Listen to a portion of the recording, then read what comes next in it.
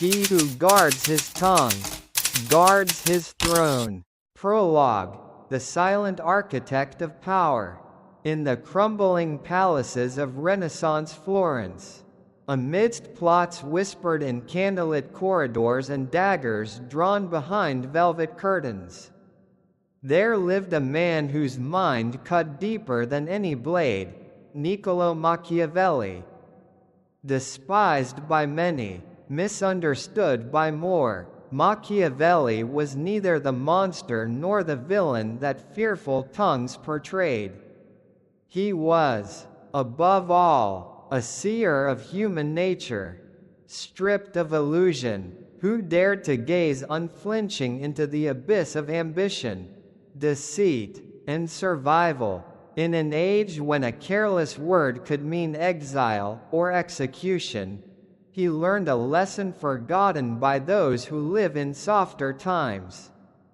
Power belongs not to those who speak most, but to those who master the art of saying little and observing much. From the tumult of his world was born a principle both simple and supreme. He who shuts up wins. He who reveals himself loses. Thus did Machiavelli pen his cold counsel for princes and potentates alike. Not to flatter, but to arm them against the merciless game of human affairs. His was no sermon for the good-hearted, but a sword forged for those who would rule rather than serve. It is this ruthless wisdom, the forgotten gospel of strategic silence, that we now summon forth again, in an age even more intoxicated with empty words than his own. Prepare, then, to walk with the fox.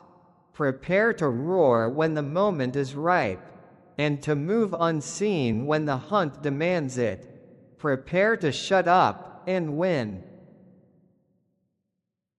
Chapter 1. The Forgotten Power. In the bustling agora of modern existence, where every man seeks to outshout his neighbor and every woman strives to bear her soul before the multitude, a most potent instrument of human mastery has been abandoned: strategic silence. This age, drunk on the sweet wine of ceaseless communication, has enthroned the fool and cast down the wise. The common herd believes that he who speaks most boldly is he who holds the greater power, yet history, which flatters none and exposes all, bears witness to the contrary. It is not by the multitude of words that kingdoms are won, nor by the spilling of secrets that thrones are secured. Power is preserved, and fortunes maintained, not by the garrulous tongue but by the prudent restraint of speech. Men are easily deceived, for they judge more by appearances than by substance. They take noisy declarations as proof of strength and confuse confession with authenticity. Yet he who speaks too freely binds himself with invisible chains. Every word uttered is a stone laid upon the foundation of another man's judgment. What begins as expression soon becomes entrapment.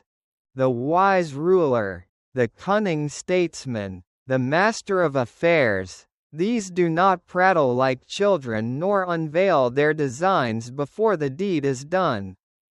They understand a truth lost upon the vulgar mind. Speech is a gamble. Silence is a shield. The world today, in its frenzied hunger for transparency and endless revelation, invites all to betray themselves.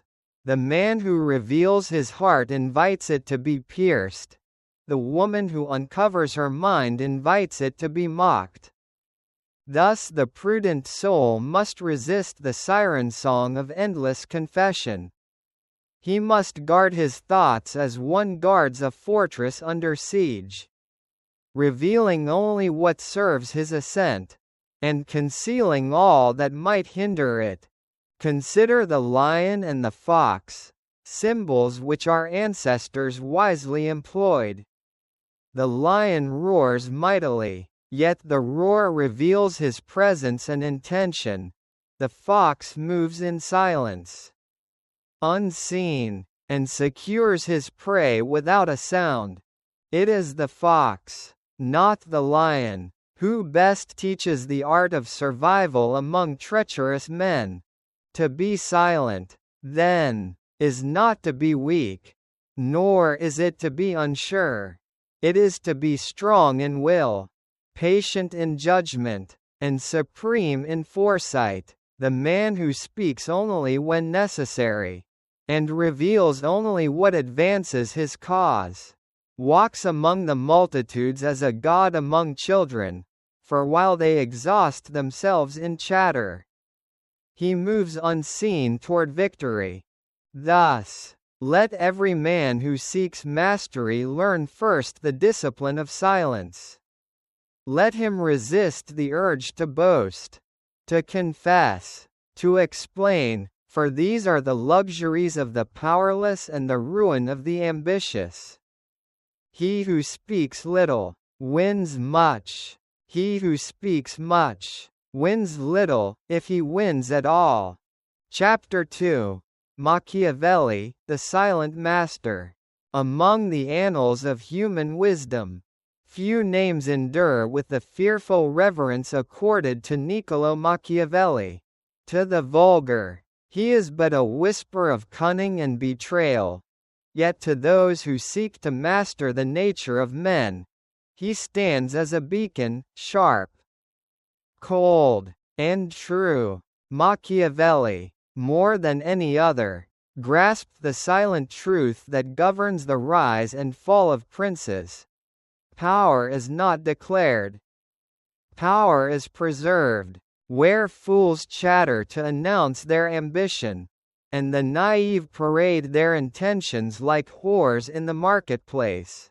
Machiavelli counseled a darker, firmer course: speak only to conceal, act only to conquer. In The Prince, that infamous manual of dominion, he laid bare a wisdom both terrible and profound.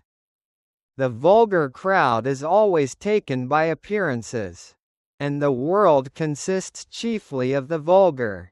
It is a grievous mistake to imagine that men love truth; they love instead the illusion of strength. Speech creates appearances, glittering but fragile. Silence, by contrast, shields reality from the prying eyes of rivals and the envious tongues of traitors. Consider, he who declares his purposes ties his hands, for the world will judge him by promises rashly made. He who explains his mind lays bare the frailty of his thought, offering weapons to those who would undo him. He who speaks ceaselessly becomes cheap, like coinage devalued by excess. Machiavelli taught that silence is not the absence of action, but the prelude to decisive force. The silent prince does not fail to act, he waits, gathering knowledge, weighing passions, discerning opportunity, until the moment ripens, and then strikes with a force made all the more terrible by its suddenness. Thus, in silence, the wise man collects debts unseen, builds alliances unnoticed, and prepares betrayals unsuspected. He is a hunter cloaked in shadow, his movements hidden until the prey is already within his grasp. He knew, as few today remember, that to reveal one's true self is not bravery, but suicide. In the delicate dance of power, mystery commands fear, and fear commands loyalty far more surely than any protestation of virtue. Those who rush to confess their hopes and fears before the multitude are not praised for their honesty, but pitied for their weakness. They become playthings in the hands of stronger wills. Therefore, following the example of Machiavelli, let the aspirant to mastery hold his tongue as he would a dagger, drawn only when the blow must fall. He who is quick to reveal is quick to fall.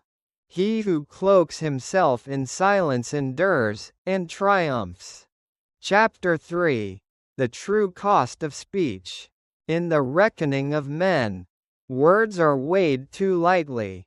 They are flung forth like worthless coin to beggars, as though the mere act of utterance bore no consequence.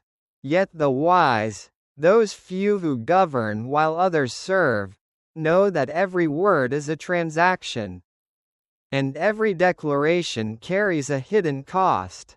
To speak is to stake your position in the open field, where archers with unseen arrows lie in wait. To reveal your mind is to lay the map of your intentions into enemy hands. He who speaks unwisely suffers threefold.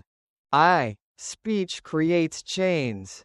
When a man proclaims his intentions, he binds himself in the eyes of others. Should fortune shift, should prudence counsel a different course, he is no longer free to act without incurring the stain of inconsistency or betrayal. Thus, many a prince, having spoken rashly, was forced into folly, lest he be deemed faithless. Better to be silent and thought flexible, Machiavelli might have said, than to be vocal and die by one's own declared word. The silent man preserves freedom, the first and last currency of the powerful. Speech exposes weakness. Words are windows into the soul. Every explanation reveals your fears. Every justification exposes your doubts. Every promise made betrays the hopes you dare not admit. The man who speaks much offers his enemies countless hooks upon which to hang his ruin. He becomes an open book, easily read and easily torn. His plans can be anticipated, his ambitions frustrated, his very will undermined before the sword is ever drawn. Better to be veiled, better to be misunderstood, even feared, than fully known and easily conquered. 3. Speech destroys majesty. The ordinary man chatters, the great man withholds. Mystique, that rare and precious aura that turns men into legends, is born not of explanation but of restraint. The leader who explains every motive, every error, every dream, invites familiarity, and familiarity, as even the dullest shepherd knows, breeds contempt. He who would be revered must remain partly unseen, partly unknown. His words must be few but weighted with consequence. His silences must be as loud as thunder and as chilling as winter frost. Thus Machiavelli, with the cunning of a man who understood the brutal economy of power, warns us: speak only when silence would cost you more. Speak only when the profit of words outweighs the price of disclosure. Those who squander their speech find themselves impoverished in influence. Those who guard their tongues gather wealth beyond measure, the wealth of mystery, the wealth of fear, the wealth of sovereign freedom. To be loquacious is to be vulnerable. To be reserved is to be unconquerable. Thus ends the accounting. Silence enriches. Speech indebts. Choose wisely. Chapter 4. The three forms of strategic silence. Silence, to the vulgar mind, appears a singular thing, the mere absence of speech. Yet to those who seek dominion over themselves and others, silence is manifold, taking different forms according to the needs of cunning and conquest. Machiavelli, that supreme anatomist of power, understood well that silence is no passive virtue. It is an active weapon, wielded with precision to shape outcomes unseen by the gaping crowd. Thus, the wise practitioner of rule must master three distinct silences, each a blade honed for a different purpose. Silence for the gathering of intelligence. The fool rushes to speak, eager to display his wit or proclaim his intentions. In so doing, he strips himself bare before wolves. The wise man, however, speaks not, but listens, harvesting secrets as a farmer harvests grain. The wise man acts swiftly after he has listened long, whispers the spirit of Machiavelli. In the arena of negotiation, in the councils of governance, and in the subtle wars of personal ambition, he who listens first, commands later, while others expose their designs through idle boasting or ill-judged confession. The silent man gathers a treasury of knowledge, the true gold of strategy. He speaks only when his words are sharpened by the intelligence he has patiently amassed. Silence to build authority. Authority is not begged, it is commanded. And it is not commanded through endless words, but through their scarcity. The man who speaks upon every petty matter, who answers every slight with protest, who explains each movement with elaborate justification, is no prince, he is a supplicant. The sovereign speaks rarely, and when he speaks, the earth itself seems to hush and listen. A prince must imitate both the lion and the fox. Machiavelli advises, the lion's roar is impressive only because it is rare. The selective speaker cloaks himself in mystery, allowing others to attribute wisdom where there is caution, and strength where there is simply silence. His every word, rare and measured, strikes the mind of listeners like iron strikes the anvil, with weight, with echo, with permanence. Thus, by restraining the tongue, the man of ambition multiplies the weight of his voice 100-fold. 3. Silence to preserve ambiguity. In a world torn between hope and fear, the ambiguous prince reigns supreme. Clear declarations are chains that bind a man to a single path. Ambiguous silence is a key that opens 1,000 doors. When a ruler or strategist remains silent on his true aims, different factions, different interests, different hopes project their desires onto his figure. To the hopeful, he appears an ally. To the fearful, he appears a threat. To all, he remains an enigma, ungraspable, ungovernable.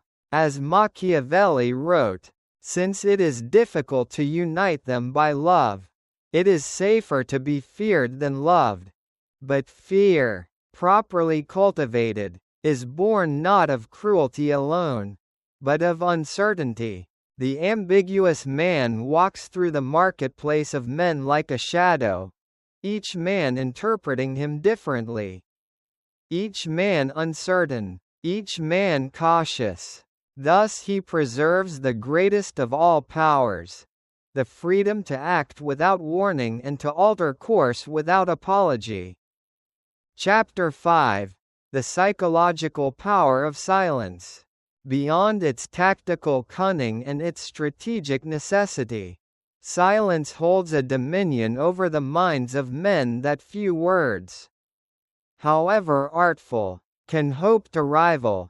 Machiavelli, ever the patient dissector of the human spirit, perceived that man is not ruled by reason alone, but by shadows, by fear, by hope, by the restless need to fill the void. And it is into this void that silence pours its unseen might. Silence creates projection. The mind of man abhors a vacuum. Where there is no explanation, he invents one. Where there is no declaration, he fabricates it from his own desires and dreads. Thus, when the cunning strategist holds his tongue, he does not create absence, he creates a mirror. Each who gazes into that silence sees not the strategist's true intentions, but the reflection of their own heart, the fearful imagined menace, the hopeful dream of alliance, the jealous suspect betrayal. Men are so simple and so much inclined to obey immediate needs. Wrote Machiavelli, that he who deceives will always find those willing to be deceived. But in truth, the silent man need not deceive at all. The world will gladly deceive itself in his stead. Silence establishes dominance. Speech is the currency of the petitioner. It is he who desires approval who speaks first, who speaks most, who speaks longest. The one who speaks last, or better yet, speaks least, claims the unspoken mantle of judge, not supplicant. In the council chamber, in the negotiation hall, in the very heart of personal conflict, it is the silent figure who commands attention, forces deference, and bends the current of events without raising his voice. As Machiavelli would have it, it is better to be feared than to be loved, if one cannot be both. And fear, subtle and refined, often begins not with threats, but with unbroken silence. 3. Silence sustains mystique. That which is unseen appears greater than it is. That which is unexplained appears deeper than it is. That which is withheld appears more powerful than it is. When a prince unveils every calculation, he strips himself bare, inviting judgment, envy, and imitation. When a prince reveals only outcomes, never the deliberations that birthed them, he clothes himself in mystery. And mystery breeds awe. The world bows more readily before the unknowable than before the familiar. Thus the silent ruler multiplies his stature not by inflating his words, but by withholding them, letting the imagination of others construct legends greater than any he could claim for himself. Final counsel of this chapter. Let the aspirant to mastery etch this law deep into his heart. Speech invites judgment, silence invites reverence. He who masters the psychological forces unleashed by silence need not always outfight, nor even always outthink, his rivals. He will outweight them, he will outface them, and at the appointed hour, he will surpass them. Thus silence, invisible yet invincible, becomes the servant of dominion and the silent herald of triumph. Chapter 6. The dangerous allure of transparency. Among the myriad deceptions that infest the modern world, none is more pernicious than the golden idol of transparency. Men are taught from their infancy that to reveal is to be virtuous, that to confess is to be strong, that to bare the soul is to win trust. Thus they are led, willingly and without protest, to forfeit their power at the altar of self-exposure. Machiavelli, if he lived among us today, would surely scoff at this grotesque inversion of wisdom, for he knew what too many have forgotten. He who reveals all, controls nothing. Transparency as voluntary enslavement. To reveal one's intentions, one's weaknesses, one's dreams, is to place the keys of one's fate into another's hands. The man who tells all binds himself more surely than if shackled with iron. He becomes predictable, he becomes manipulable, he becomes ordinary, and the ordinary man commands neither fear nor loyalty. Machiavelli wrote, "The promise given was a necessity of the past, the word broken is a necessity of the present." In this, he reminds us, situations change, fortunes turn. The prince who has pledged himself too openly finds himself trapped by yesterday's declarations. Even when today's survival demands new paths, the transparent man is not free. He is a prisoner of his own tongue. Transparency as strategic suicide, in councils, in negotiations, in love, and in war. The man who speaks first of his true designs invites defeat before the battle is even begun. He gives the enemy the measure of his ambition. He grants the rival the weapon of foresight. He arms every critic with the blade of condemnation.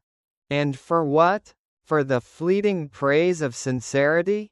For the hollow comfort of being understood?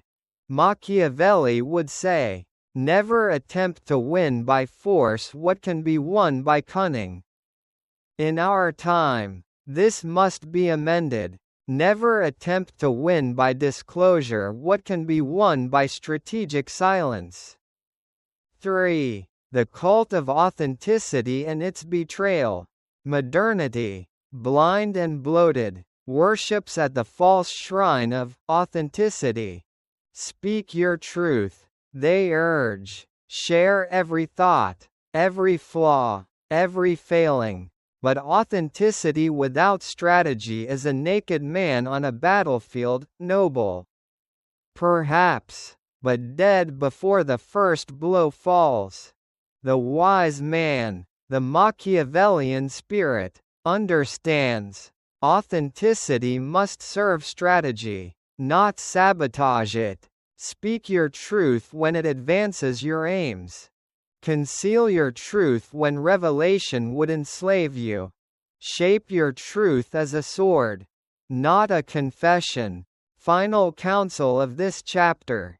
Let the aspirant beware. The world will reward your openness with chains. The world will punish your vulnerability with exploitation. The world will betray the transparent soul and exalt the cunning. Thus, remember, transparency is a tool, not a virtue. Revelation is a weapon, and should be wielded with care. In the endless war of ambition, victory belongs not to the naked, but to the armored, and silence, wielded with wisdom, is the strongest armor of all. Chapter 7. Practical Applications, the Discipline of Silence. Wisdom, though precious, is worthless unless forged into action. He who understands the power of silence, yet fails to wield it, is as the soldier who admires the sword but shrinks from battle. Machiavelli, ever the tutor of harsh necessities, would demand not admiration of silence, but mastery. Thus must the aspirant, who seeks not merely to know but to triumph, bend his spirit to the practice of disciplined restraint. Here, then, are the pillars upon which the silent victor must build his fortress. Master the art of information asymmetry. Speak not until you have listened. Reveal not until you have understood. In every council, every negotiation, every private discourse, let your first instinct be not to answer, but to inquire. Ask questions that strip the armor from others. even as you fortify your own defenses with their careless replies.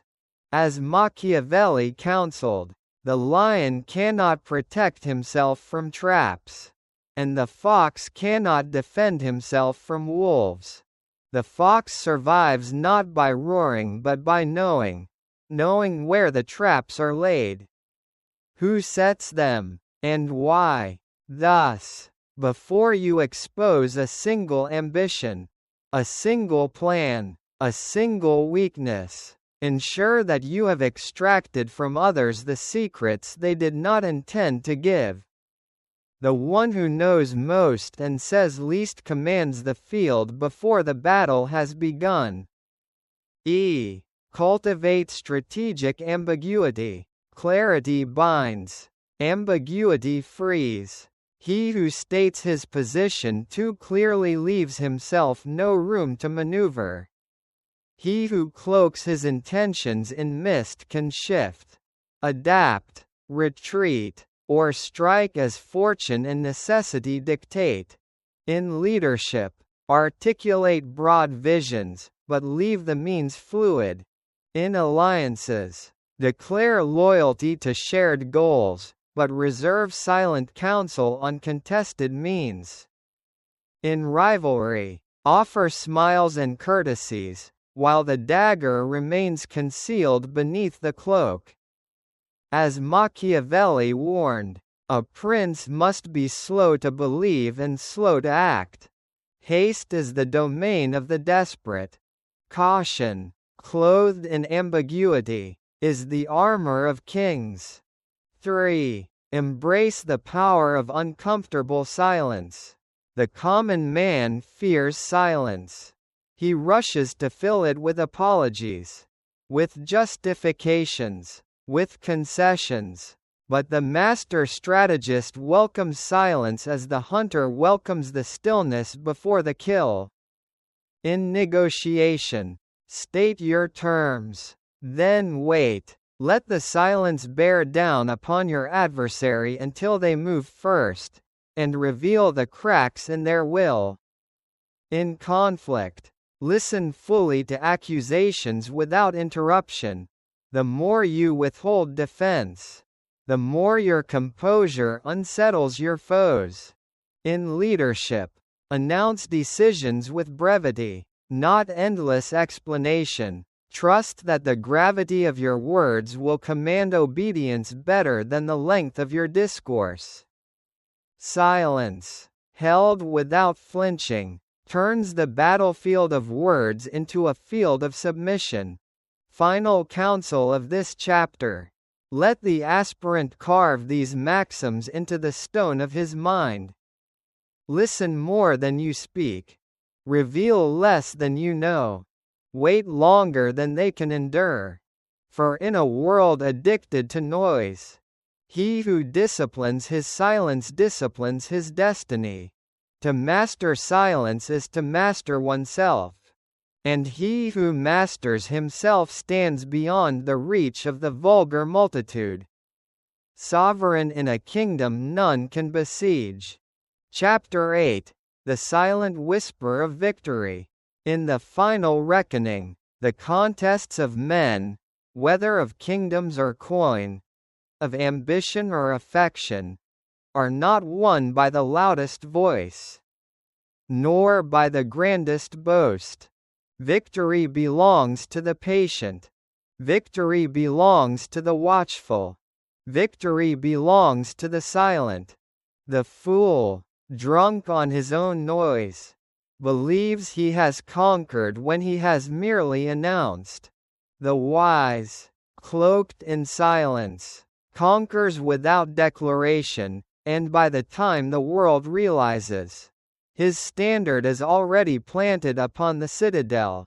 The world sees the flash, not the forging. The common herd marvels at the lightning that splits the sky but notices not the long silent gathering of clouds, the slow weaving of the storm. So too with triumph. They who witness success imagine it sudden. They do not perceive the long silence of preparation. the concealed maneuvers, the unseen patience that makes such victory inevitable. The silent man gathers, waits, and strikes. The noisy man boasts, declares, and falls. As Machiavelli might whisper across the centuries, the world consists chiefly of the vulgar. Govern them by appearances, but rule them by silence. Results, not words, are the true trumpets. The victor need not shout. His deeds will shout for him. When the city falls, none care for the words spoken before the siege. When the throne is seized, none remember the promises once uttered in weakness.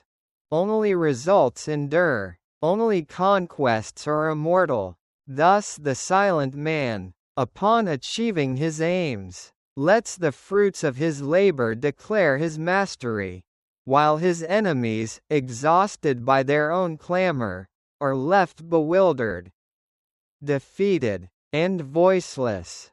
3. The final mastery. To win without being seen.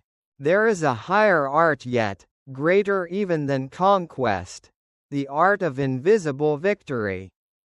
To alter the course of events without seeming to touch them. To lead men without their knowing they are led. To defeat rivals who never fully understood when or how they lost. This is the summit of Machiavellian discipline. To prevail without noise. To rule without boasting. To dominate without detection. The loud victor must forever defend his throne. The silent victor, the true master, sits unchallenged, his rule accepted as fate itself. Final counsel of this work. Therefore, let the aspirant remember. Say little, observe much, commit late, act decisively. Let your victories speak louder than your voice. Let your silence shape destinies unseen. For in a world that exhausts itself in endless clamor, he who shuts up, wins. And in winning thus, silently, patiently, unassailably, he transcends the vulgar struggle and ascends to the rarest dominion of all. The rule of both men's deeds and their dreams. Thus, the silent whisper becomes the trumpet of true and lasting victory.